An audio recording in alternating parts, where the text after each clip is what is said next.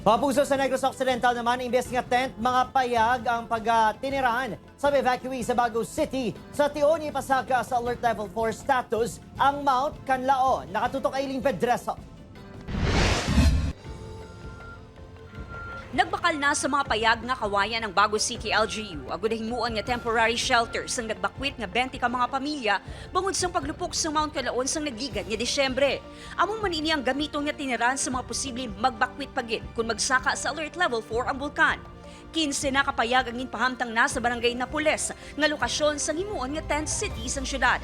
Sunod sa LGU, kuni kumpara sa family tent, mas mabakod ang payag nga magamit pa sa malawig nga tion, samtang wala pa nakabalik sa ilang puloy-an ang evacuees.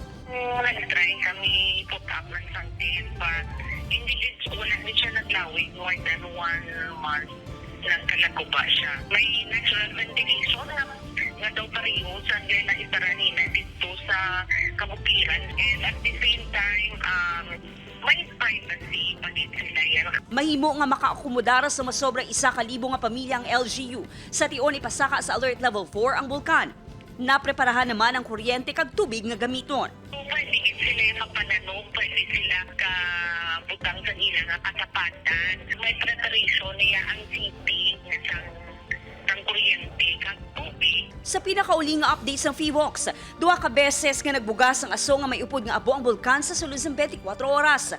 Apisar sini wala naman sa may nabaton nga report sa pagtupa sang abo ang FIVOX. Nagapabilin sa alert level 3 ang bulkan Kanlaon.